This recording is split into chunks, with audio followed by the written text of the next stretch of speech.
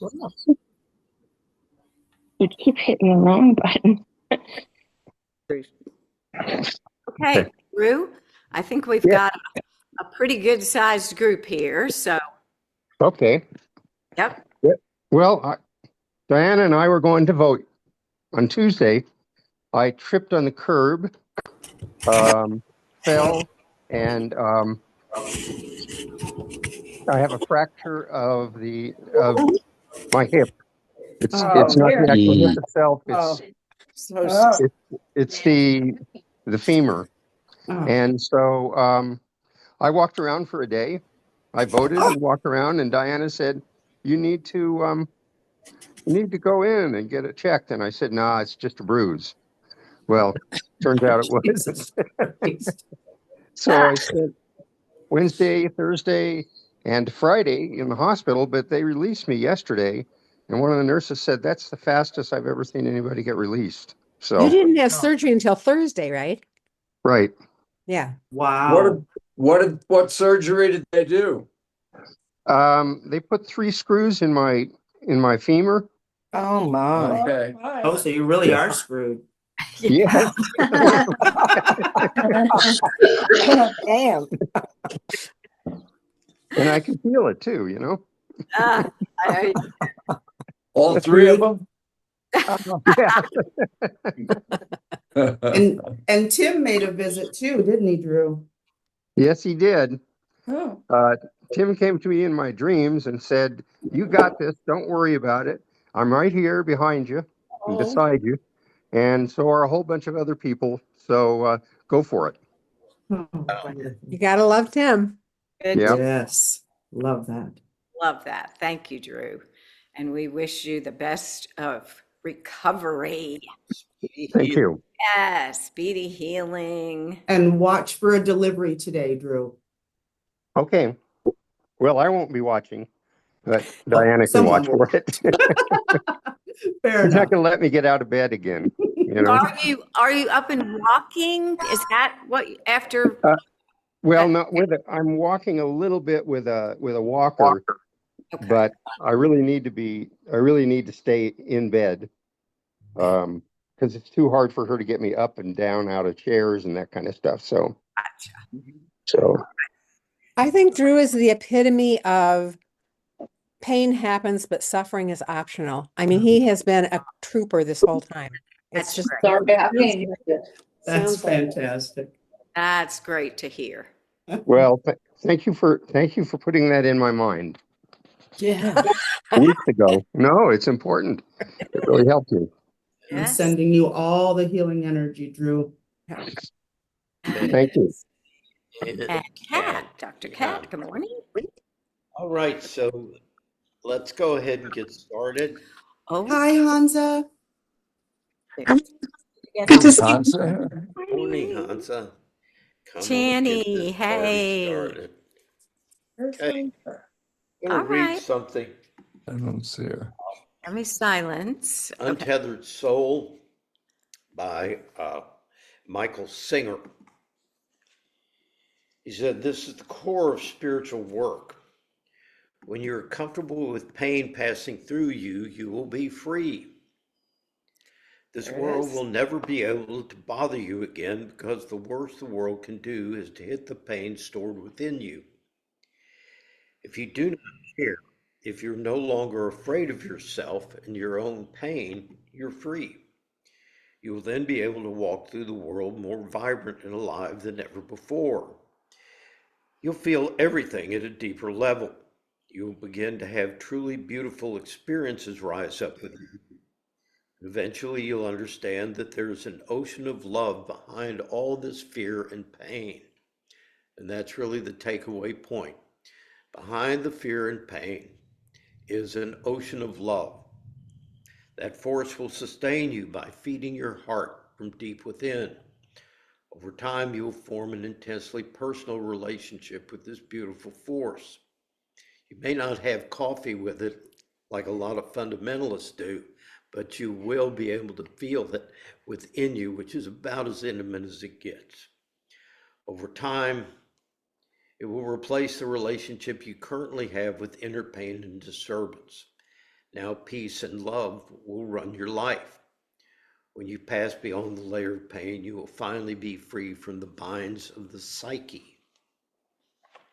So we have compared this journey to stretching our window of tolerance. How much discomfort can we integrate without either becoming so rigid that we can't function in our armoring, or so scattered and dissipated that we can't function? So somewhere between that, it's a polarity between form and dynamic, that there's a balance in holding both those polarities at the same time.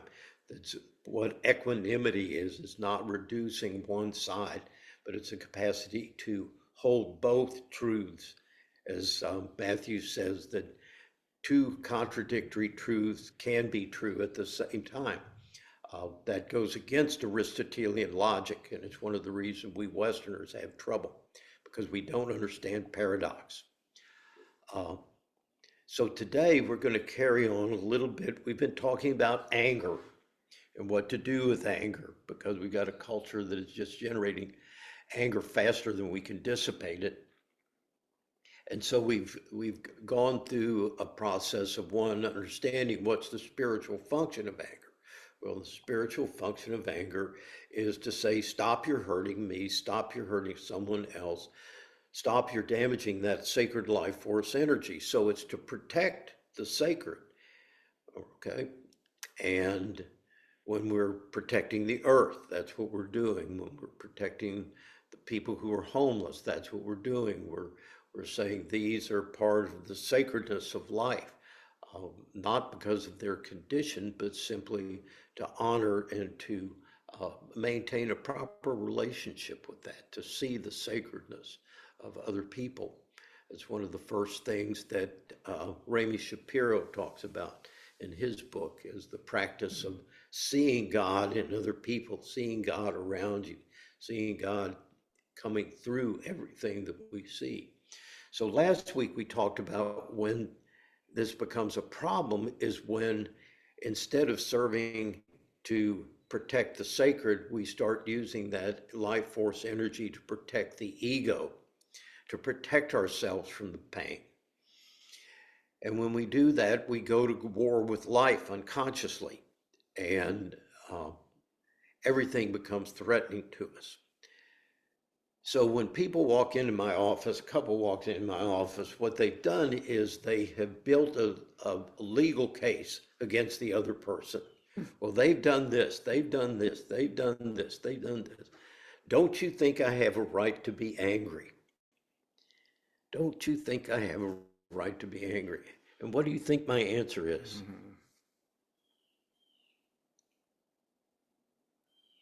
Maybe, I know it, but I won't say it. Maybe, but why would you? Why would you? Why would you want Why would you want to be angry? to be angry? Why would you want to protect your right to be angry? Where anywhere does it say you have a right to be angry at other people? I don't find it in sacred scripture anywhere. And there's a reason for that, okay?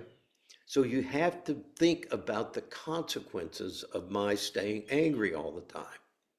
So the first thing is that when I'm angry, I lose touch with my own loving self, all right? I'm now operating not on the part of my brain that is compassionate, which is the prefrontal cortex. I'm now operating out of my amygdala, my traumatic part. And what I'm doing is I'm looping old wounds to build a wall around myself and protect myself. But as I do that, I cut myself off from my source. I'm no longer peaceful. I'm no longer loving. I can't feel those feelings. Not only that, I lose my other vulnerable feelings. So when I'm wrapped up in anger, I lose the sensitivities to life. I lose access sometimes to my fear. I'm so angry that I'm doing things that I should be feeling fear about. I lose my capacity to connect with other people, even the people that I love, are damaged by a resentment that I have for a person outside that system that I'm carrying. Because when your heart is closed, it's closed. Okay? It's not just closed against that person, it's closed against everybody. All right? The second part of that is I'm not going to be able to feel loved. If you're wearing a suit of armor and someone comes up and gives you a big hug, you're not going to feel it. And so people come in again with this legal case they've got against the world and say, I don't feel loving towards the other person and I don't feel loved by them. Well, we never stop to think that that feeling of loss of love, that loss of connection, is directly related to the resentments that I'm carrying. Does that make sense to people? So the breakdown of the relationship, the way to address it is to begin to address the resentments that you have for each other. And both people being willing to voluntarily drop those defenses for the sake of maintaining the relationship. If they're not willing to drop the defenses, then the relationship's not going to go anywhere. Okay. Now that doesn't matter whether that relationship is with in a pair bond, whether it's with your children, whether it's with someone at work, whether it's a political anger. It doesn't matter what the resentment or the agenda is. It still has the impact on you. Another one of the impact, which is extremely invisible, is fatigue.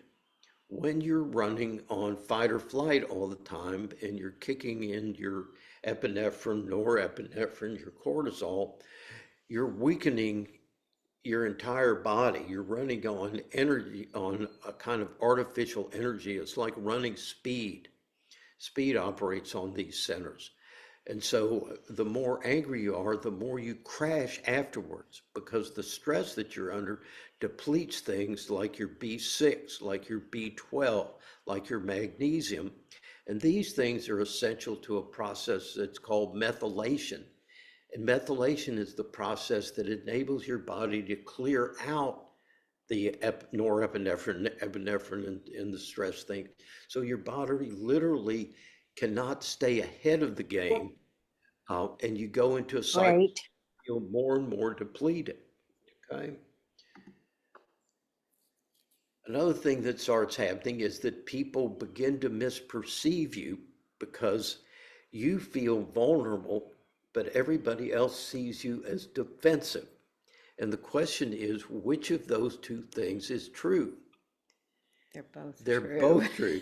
So I used to say to my ex-wife, you're always hurting me. The reason I'm always so angry is because you're constantly hurting me. I'm really a very sensitive guy. And she would go, no, you're an asshole. And the reason I saw that she got that impression was because I would go from sensitive guy to asshole in 0.5 seconds, like we talked about, that trigger that happens. And so I would be feeling sensitive, bam, immediately I become angry. That's who she lived with. That's who my kids lived with. That's who everybody around me lived with, was that defensive, angry person who inside felt so misunderstood.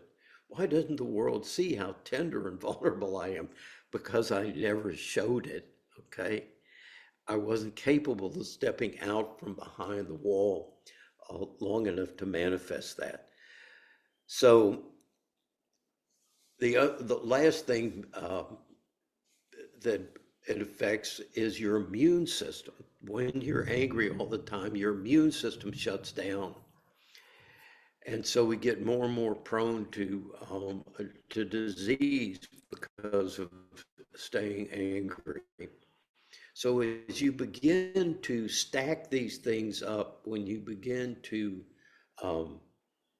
see the impact that it's having on your relationships, on your spiritual life, on your Self. on yourself, right, and even your sense of yourself, It becomes a luxury you can't afford. In AA, we say that resentments are a luxury that no alcoholic or addict can afford. And it's the number one offender that if we keep them, we're going to end up using.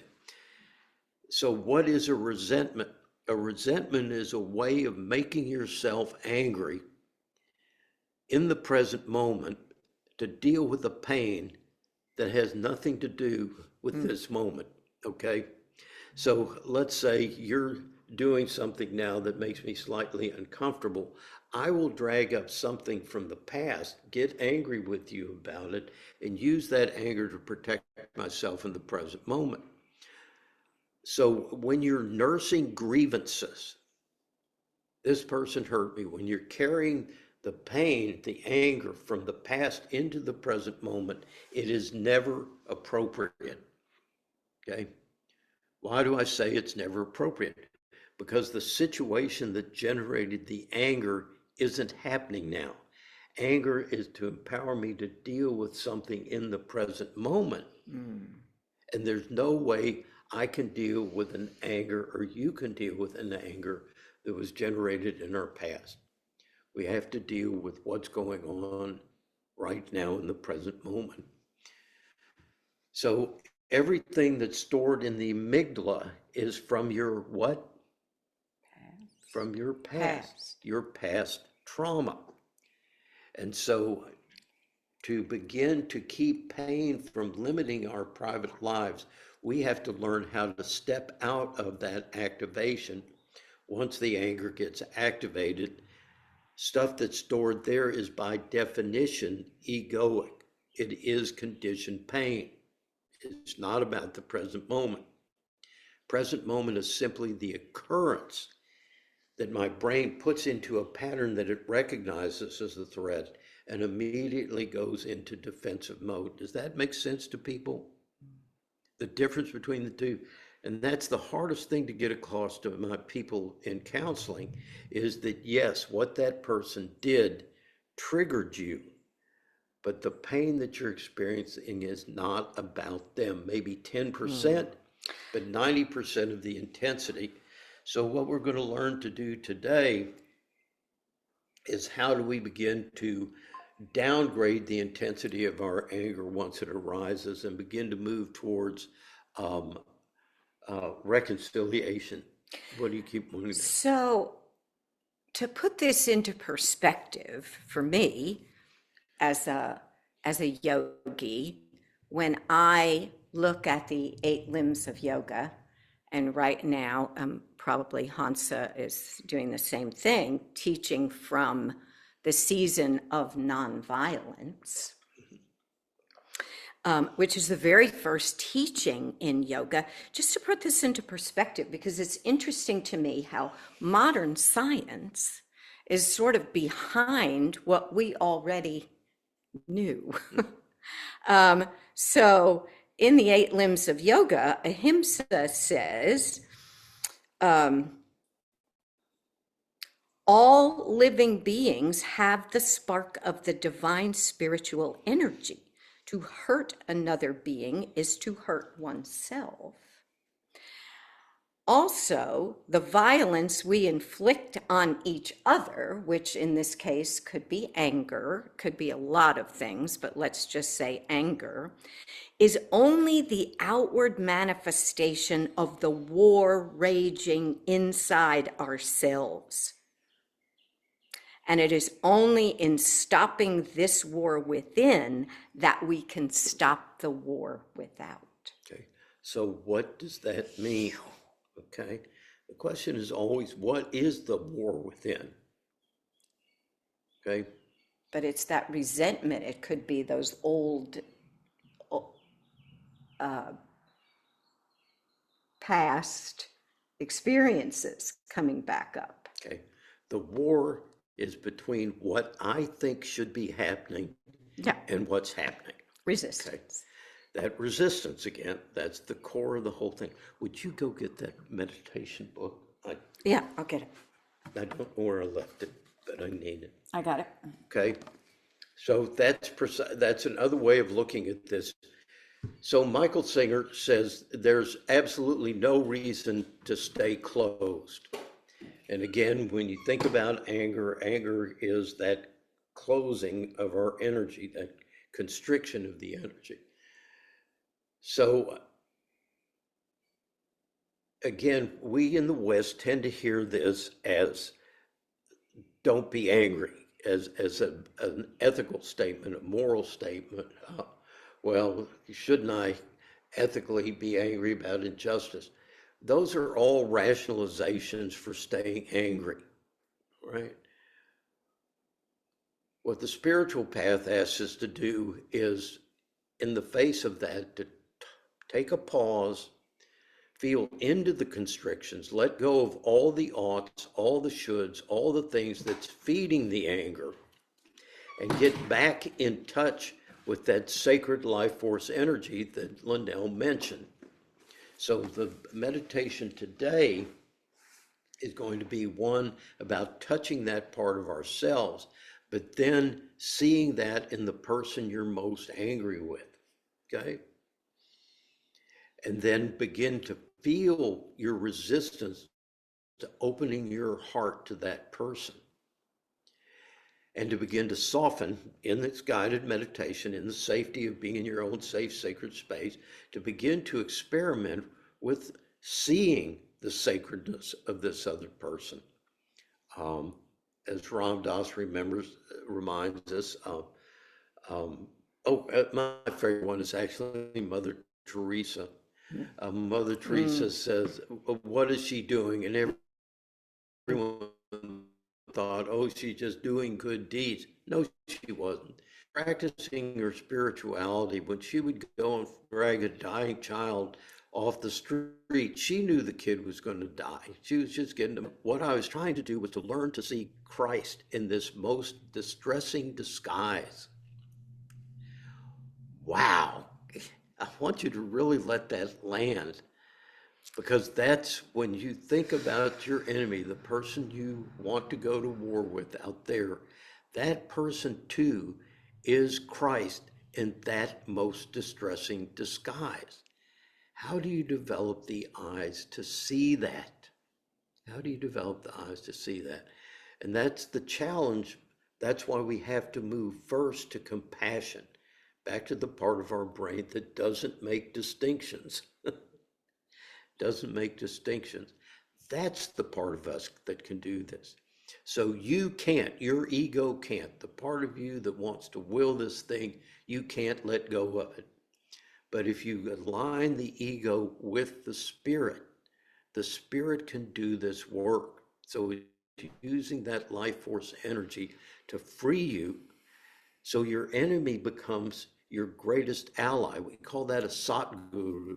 Okay? It's somebody in the world who's functioning to teach you a spiritual truth, teaching you how to see something that you need to see. They're your best teacher in terms of letting go of ego, letting go of I want, softening so that I can be the peace that I am. Okay? Walking through the illusion back into connection. So begin, if you'd like, it'd probably be best in this meditation to close your eyes.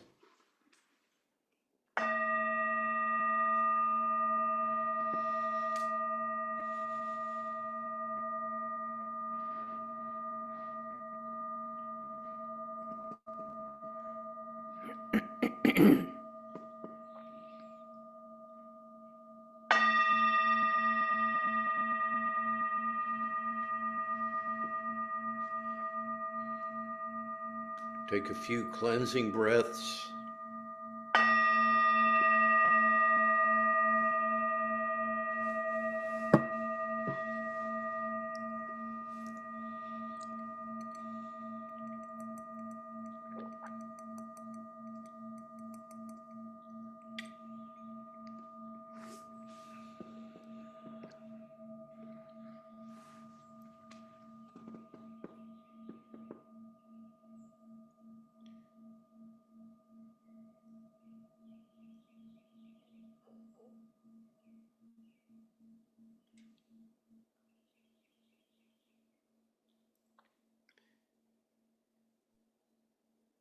And allow yourself to settle into the present moment.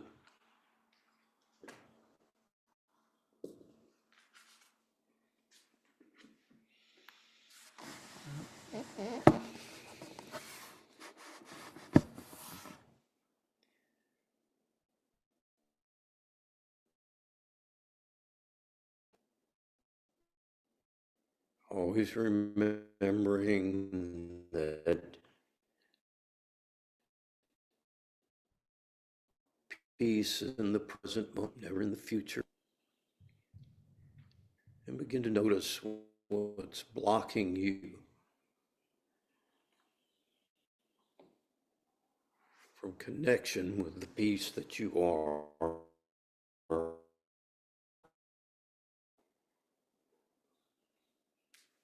The voices that want to improve on the quality of your life in this moment.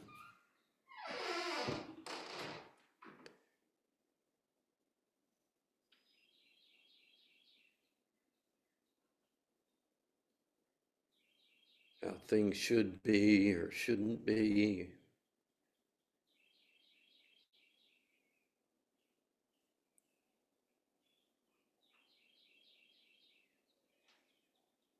And give yourself permission to simply be.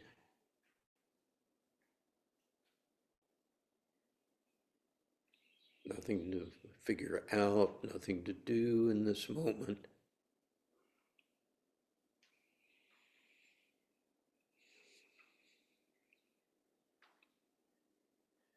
Just relaxing into the spaciousness of the present.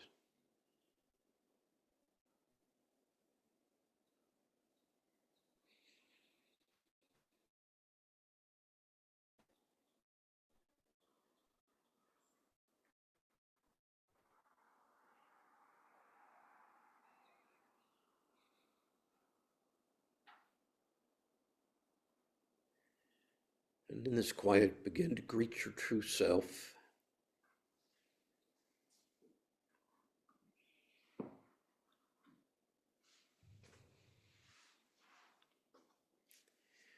If you were here last week,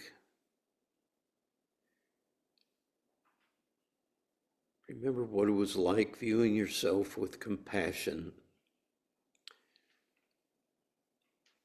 seeing yourself the eyes of a compassionate figure in your life, someone like Kuan Yin, Virgin Mary, a loving aunt in your life, a friend or a lover who represented unconditional love.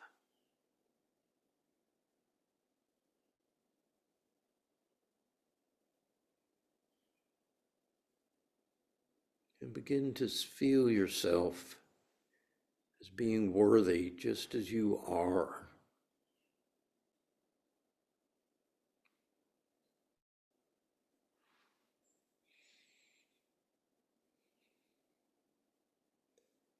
Not because of what you have, how you look, or who you know,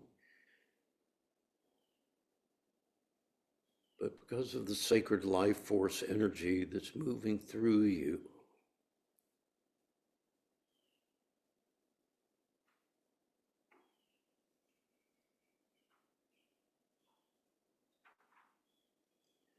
And see if even for a moment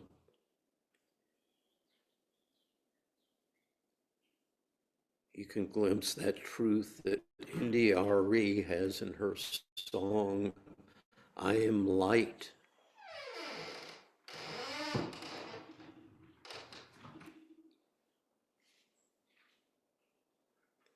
I am compassion.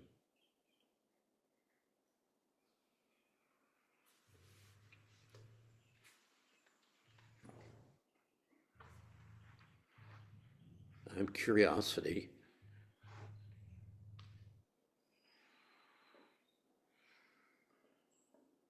I'm creativity.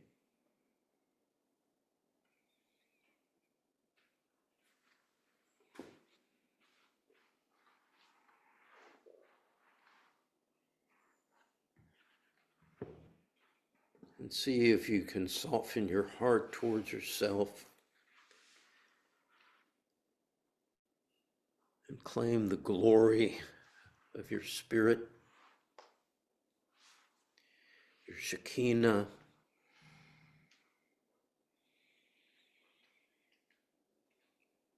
feeling that light energy emanating from the core of your being, drawing it in with your breath, your prana,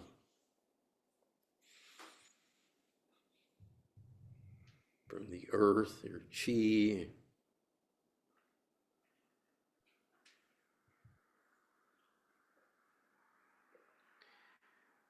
drawing the energy in, feeling it flow through you, animating every cell of your being,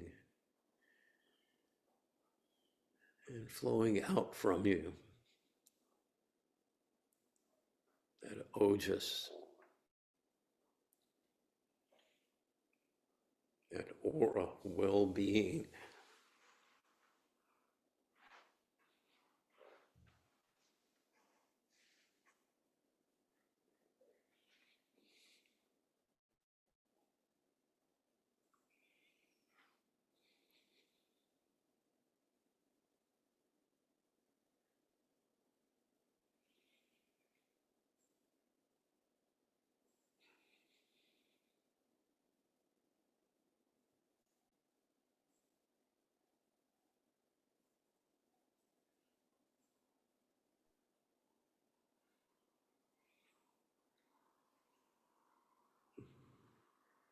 If anything in your head is telling you that you're not worthy or that you can't do this, you're undeserving, wants to beat you up, just let that voice go. Let it get behind you.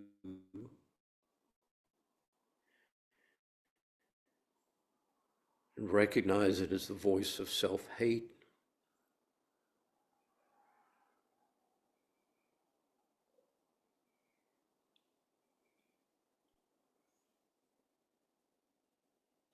You can't improve upon spiritual being. And this is who you are.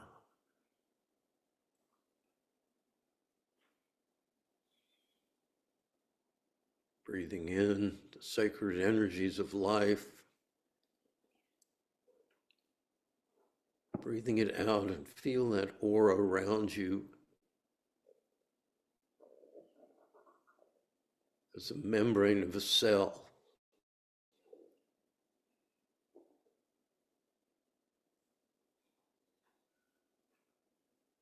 And the cell's membrane is semi-permeable. It allows nutrition in, and it keeps out anything that's harmful to its integrity.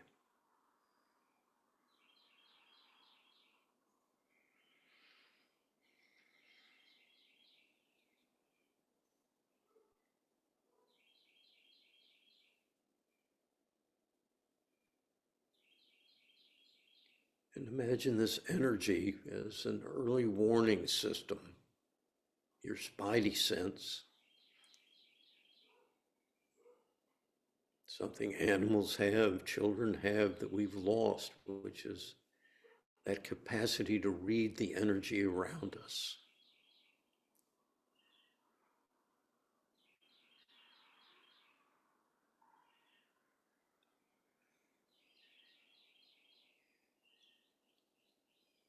And feel that this aura of energy is in place, but you need to engage it with awareness, become aware of it.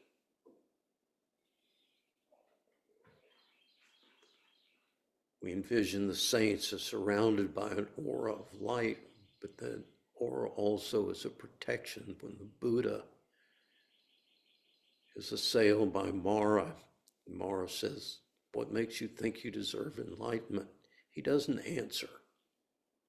He touches the earth, and the earth rises up in the form of a female cobra and spreads her hood around his shoulders and said, "This is my son. That's why he's worthy." And feel that protection, feel her around you, enfolding you.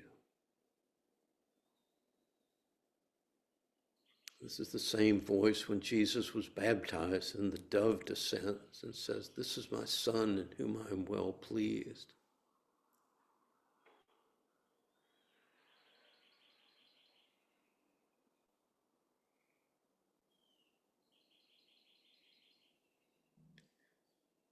The temptation is not to trust the power of this.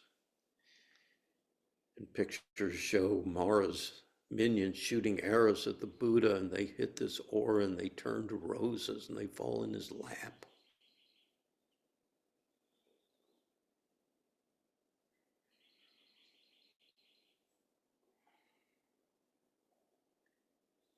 When you know the truth of who you are,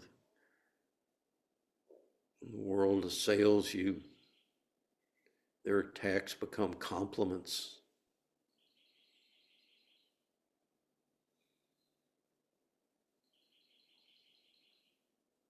Your mere presence is an affront to their hatred.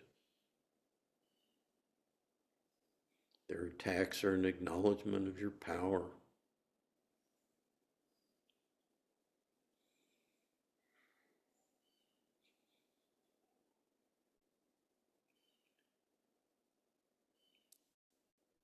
Feel that aura of energy surrounding you, enfolding you with love, allowing nourishment in, allowing you to stay open and yet protected.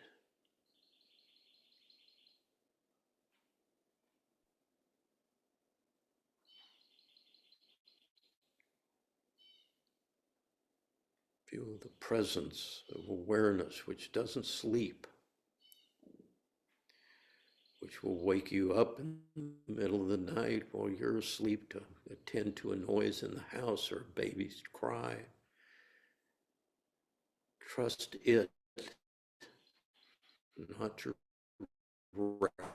rational mind, your irrational rationality.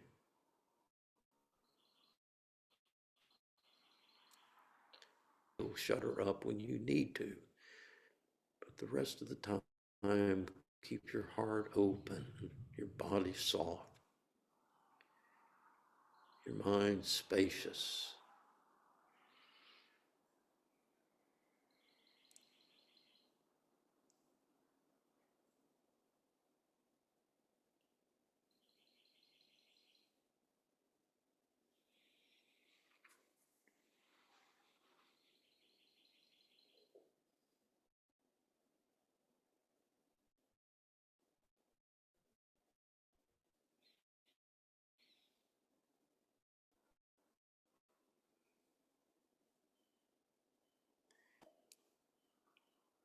In this safety, allowing yourself to be fully present.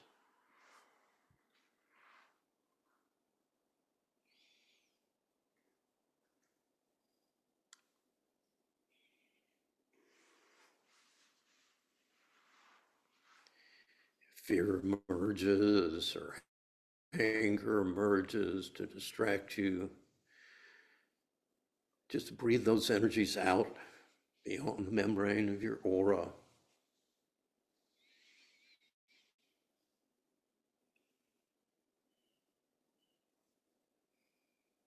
Not entertaining them, not resisting them, but simply allowing them to dissipate of their own impermanence.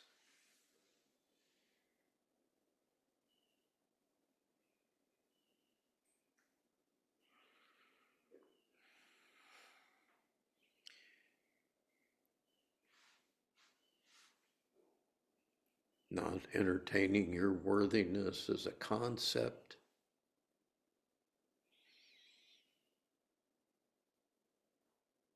Not entertaining your sacredness as a concept, but feeling the truth of it in this moment.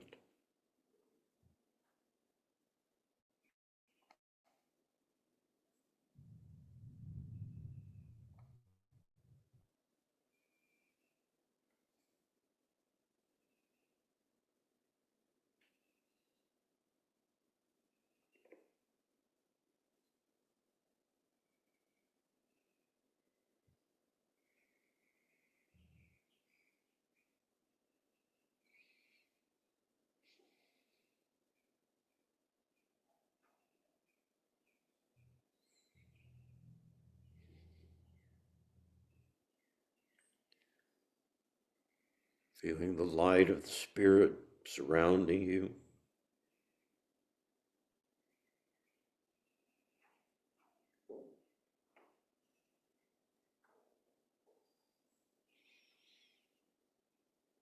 Open to the compassion of life enfolding you.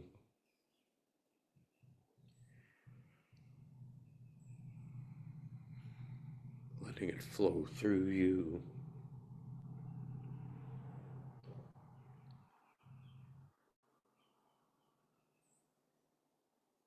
Feeling that power in which we live and move and have our being. Truth of it energizing you.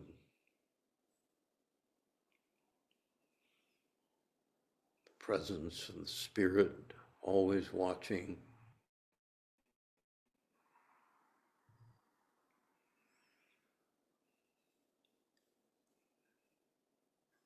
And know that all is well in this moment.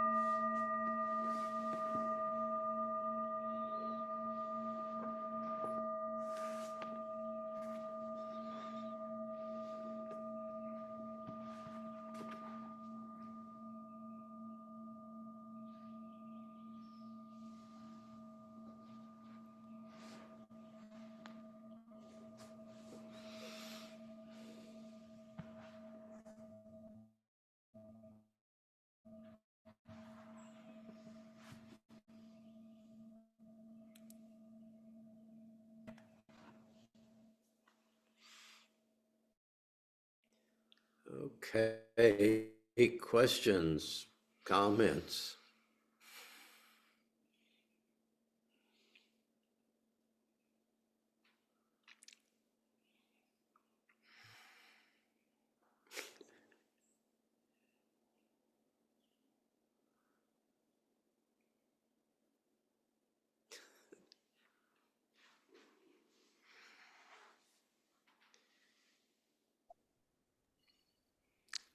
I love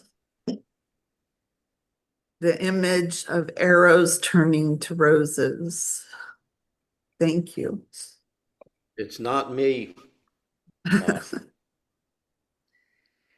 It's Buddhist iconography, and you can see him serene and touching the ground, and it's such a powerful image. I can find it, I think, real quick and show you what that looks like. Meanwhile, go ahead, Drew. Okay. Oh, there he's got Can it. you see that? So he's got all the demons around him, and they're shooting their arrows, and he's sitting there with that aura around him, and they're just falling in his lap. And so this is what the temptation is about. This was his moment of temptation, the same as when the devil tries to get Jesus and distract him with the 3 questions. And that's the monkey mind. That's who the devil represents. So if you want to know who the devil is, it's that monkey mind that you're dealing with all the time. It's just a story that they made up, a myth they made up about a force that convinces you that right is wrong and that you're the center of the universe and you deserve all these things and you don't deserve all these things. And that's what disturbs our peace and our serenity. So whatever the mythology, it's always to understand you control what you let in, what you let take you off your seat. So the reason we meditate is so that we can stay in touch with that divinity as we move through the world. We carry it with us. I don't need a suit of armor anymore. I don't need to have my mind staying hypervigilant for any particular threat. I don't have to have my heart closed against being hurt. I can stay open there. My body can stay soft and still be protected. Does that make sense to anybody? Protected, supported. Yeah. Well, this was just what I needed this morning, because it helps me to integrate what's going on with me as I'm going through my wellness, getting well, and it also shows me what meditation does. Even though I necessarily don't do the meditation for myself, as you say, we do it for the world, but the byproduct is just amazing to be able to deal with things. So, thank you very much. You're welcome. And realize that for so many of us, illness mimics abuse in our past. And remember, your brain is a pattern recognition tool. And so, what is abuse? Abuse is somebody hurting me and I'm too weak to stop it. Okay. And so, the pain of illness often triggers us back into that learned helplessness, back into that fearful place, back into that anger against,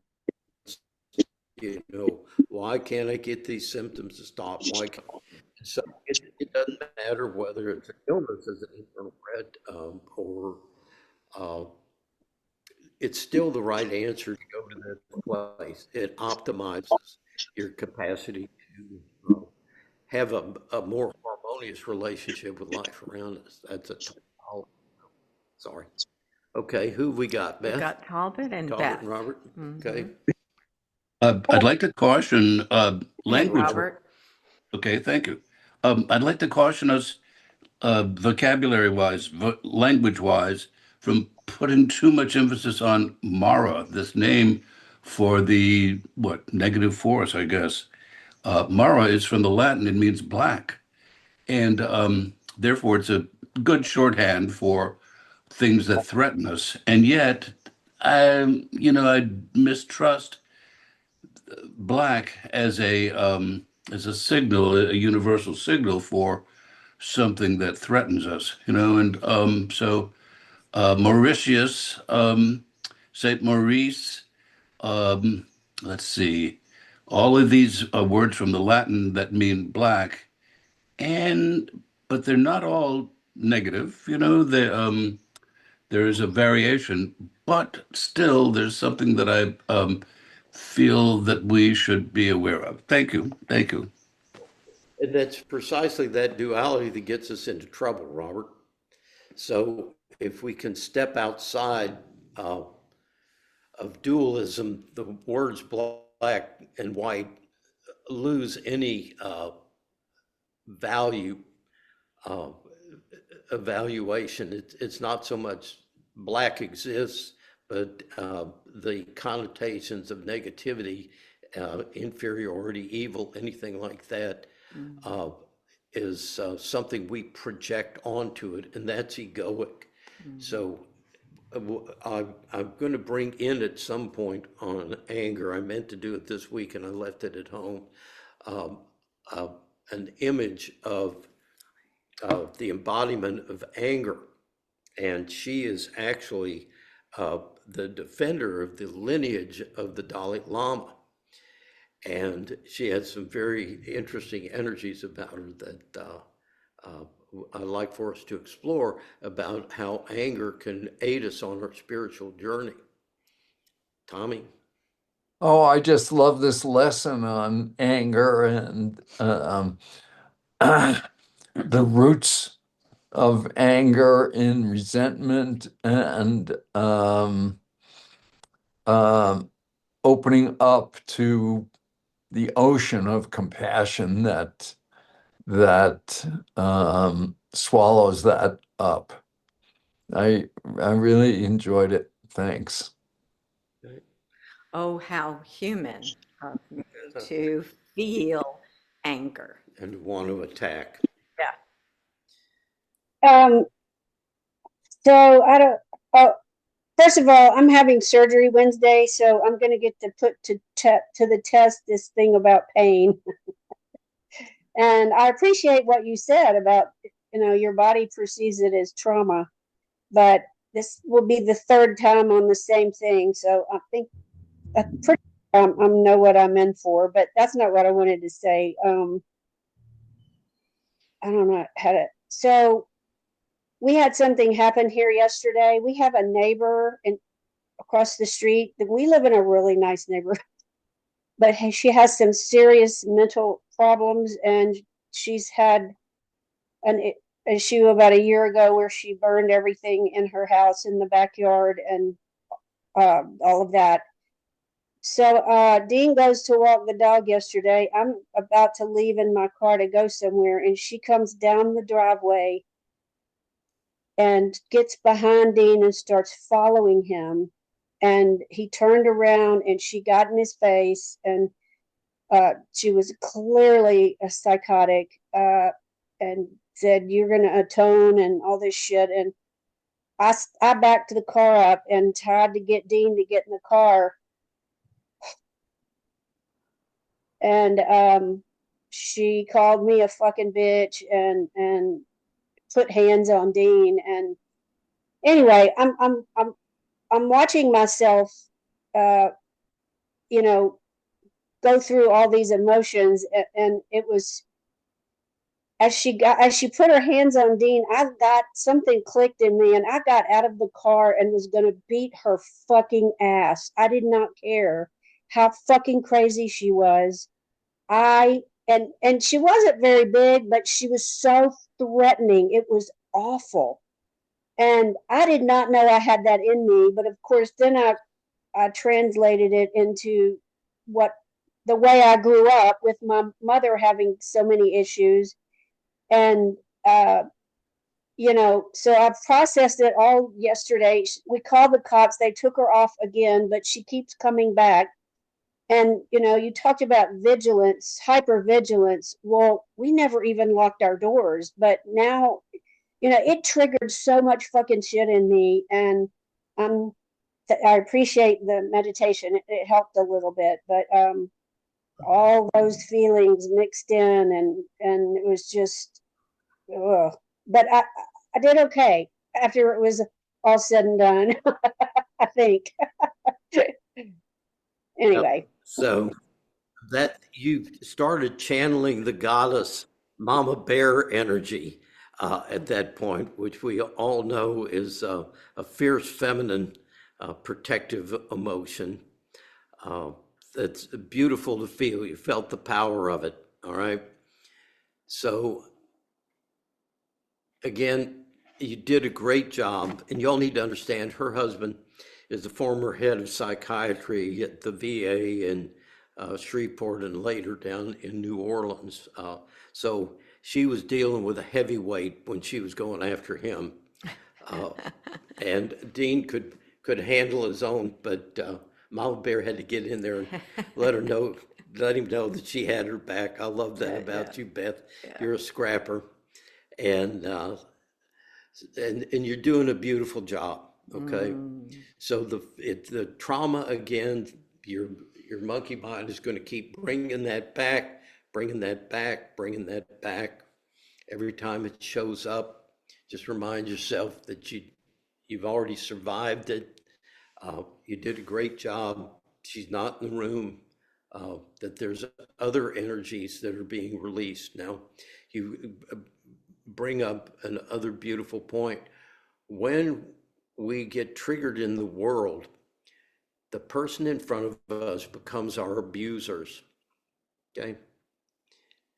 It's not that they carry their own energy. They carry the energy of the people who harmed us when we were helpless.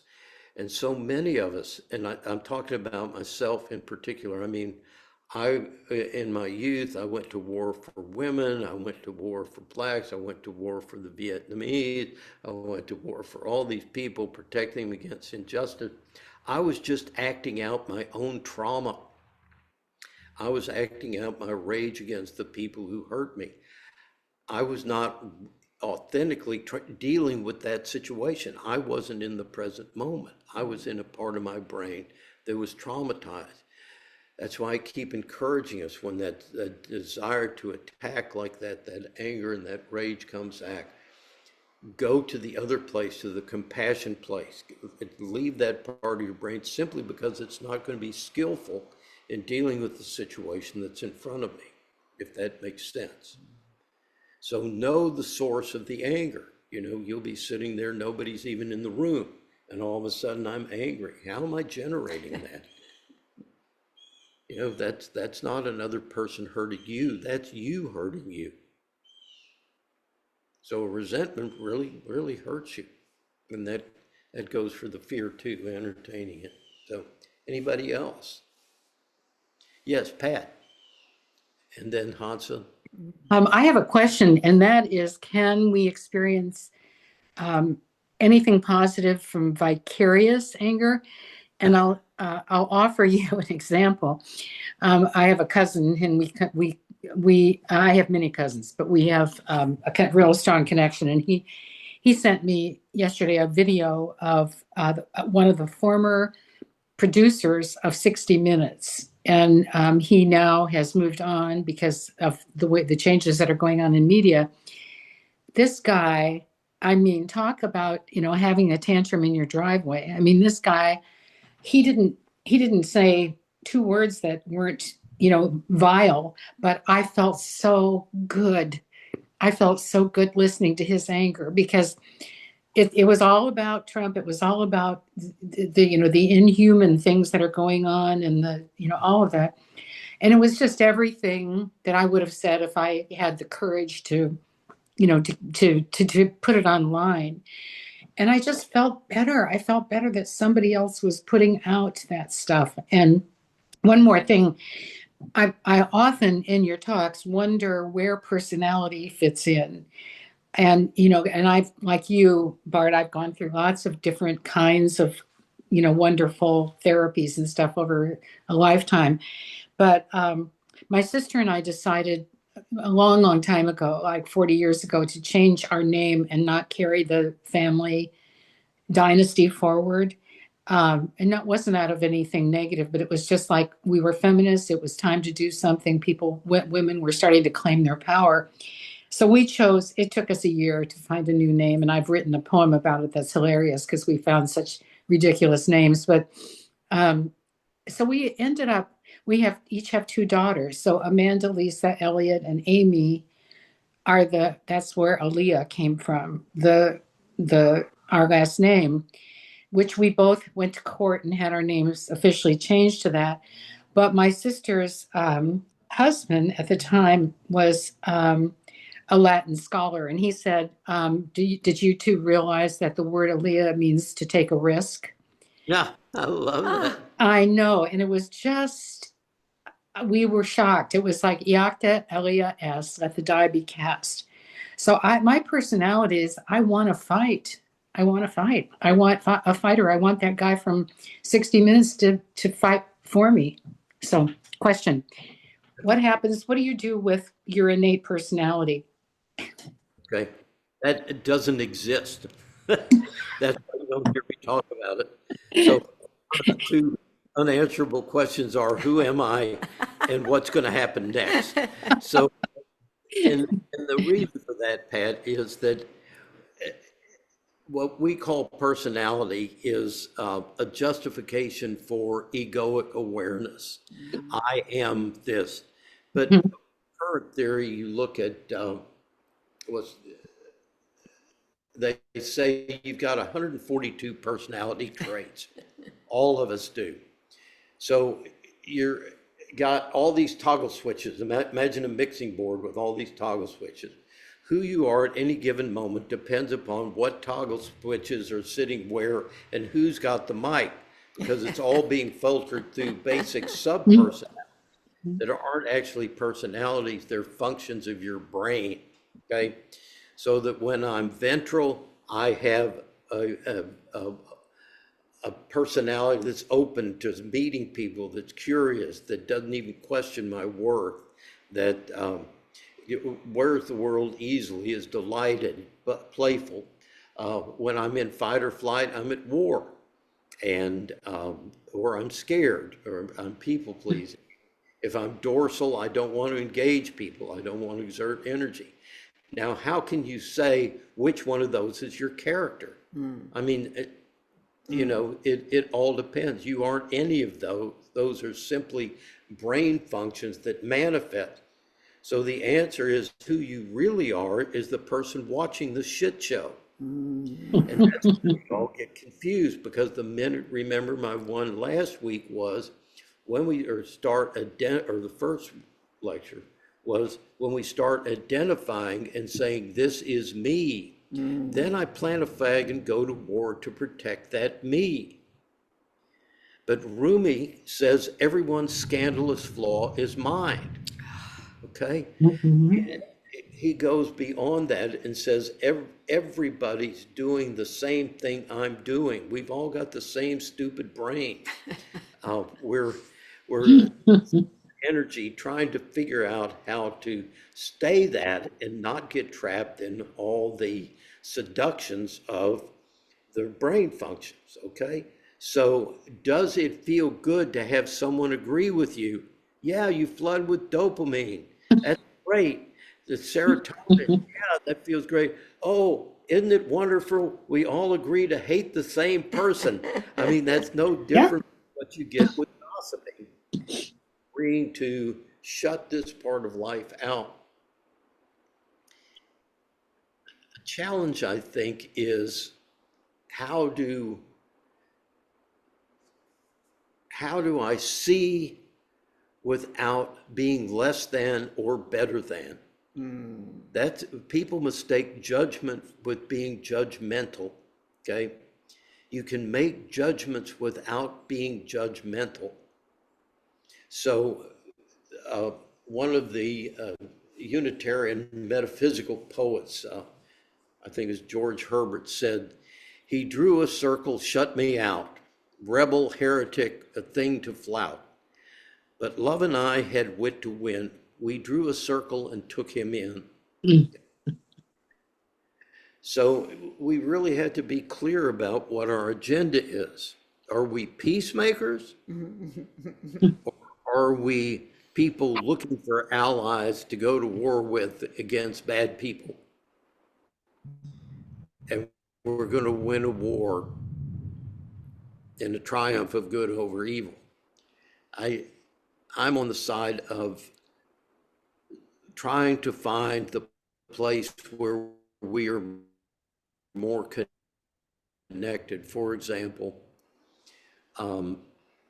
rather than demonizing people, I think there's a great deal of centrist with the inequitable distribution of wealth. A lot of us are concerned about that. Are we concerned about bureaucracies? Are we concerned about the quality of health care? Are we concerned about the collapse of our infrastructure? So much of what the political issues are designed to do is to distract us from what's really wrong with our country. Shreveport's boiling its water right now. Our water system's 100 years old. We're not doing anything to address it. We spent millions of dollars, we still got the crappy water. That's the kind of stuff that doesn't get addressed that could unite us. But we're not looking for the commonality. So many times when I get into a discussion with someone who I know has different political views, I talk about what bothers you.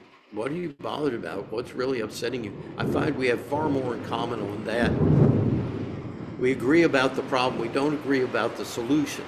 But often their solutions have merit. Some of them have merit. And that's what I think we need to explore more. Sorry, we just had a major thunderstorm come in.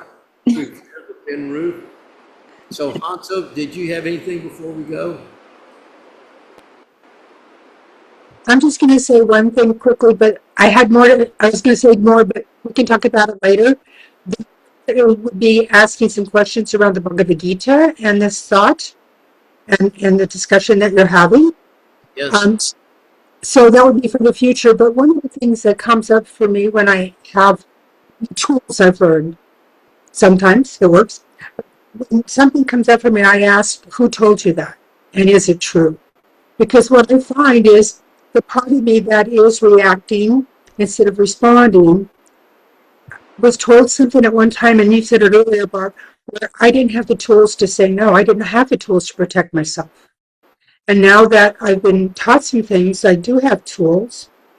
And so I have to ask myself the question, who told you that? And is it true? And I was going to have you reflect on it, but it's a little bit late, so don't worry about it. Thank you. Super. All righty, homie. We're gonna have to swim Okay. back to the house. Yeah. It sounds Better beautiful. get up there. That is still good. Yep. All right. Well, to be continued. So tomorrow is International Women's Day. I see very few local people here, Dr. Cat maybe, and a few people in Shreveport. I'm having a women's circle out here in the barn tomorrow at 2. Don't forget to turn your clocks tonight. Spring forward tonight. Eek. Okay, yeah. So as we own, let's Okay. join our voices, returning back to the source. Unmute your devices if you like. Deep breath in.